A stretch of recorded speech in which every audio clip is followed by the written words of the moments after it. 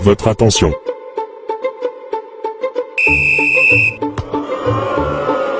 Moïse Katumbi, richissime ancien gouverneur du Katanga, capte les attentions.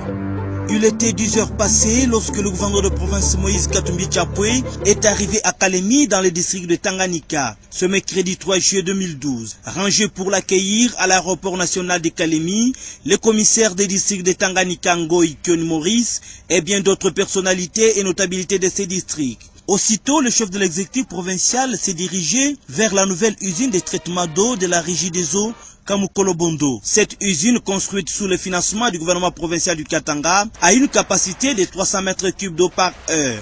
La population de Kalemi va donc consommer une eau propre qui l'épargnerait de multiples maladies hydriques. En effet, monsieur le gouverneur, tous les ouvrages réalisés dans la province avec votre assistance sont et constituent pour les générations actuelles et futures des plus belles pages de l'histoire de la Régie des eaux et du gouvernement provincial que le commun de mortels ne manquera pas de compter avec plaisir à nos enfants et à nos petits-enfants. Que vive le gouvernement provincial, que vive la Régie des eaux, vous remercions.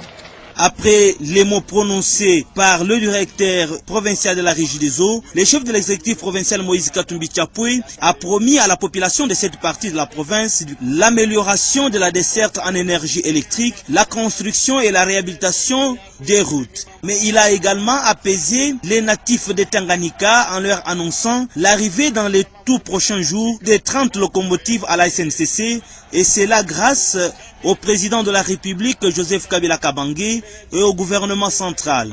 Juste après cette adresse, le chef de l'exécutif provincial a procédé à la coupure du ruban symbolique, inaugurant ainsi cette nouvelle usine de traitement d'eau.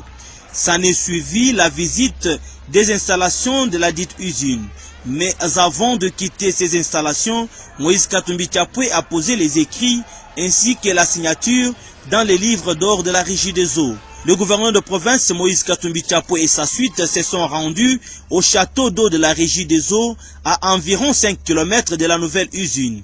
Notez que ce château a une capacité de 500 mètres cubes par heure. Satisfait de toutes ces réalisations, Moïse Katumbi Tchapoué s'est exprimé en ces termes.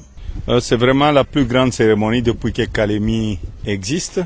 Je vais remercier d'abord le chef de l'État pour sa vision et je vais remercier aussi les partenaires et surtout la Régie des eaux, surtout les gens qui ont travaillé ici.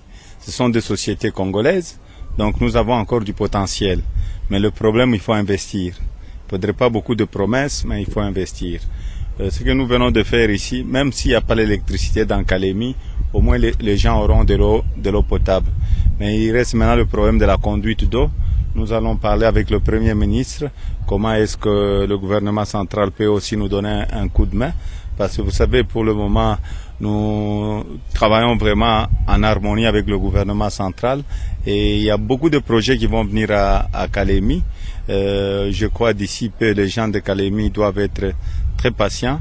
Et il y a eu des promesses que nous avions faites pendant la campagne électorale. Malheureusement, cet argent qui devait déjà venir ici, cet argent est en train de partir à la guerre. Je sais que le Dieu, notre Dieu, il est juste bon. Et je crois que nous allons retrouver le plus vite possible la paix dans notre pays. Partout où il est passé, le gouverneur de province Moïse Katumbi Tchapoué n'a pas manqué d'encourager ceux qui ont concouru aux réalisations de toutes ces œuvres. Les femmes cultivatrices ont reçu une enveloppe importante du gouverneur de province. Question de les encourager dans leurs travaux champêtres. Sur la route, Moïse Katumbi Tchapoué a été ovationné par les Kalémiards qui étaient nombreux aux abords de la route.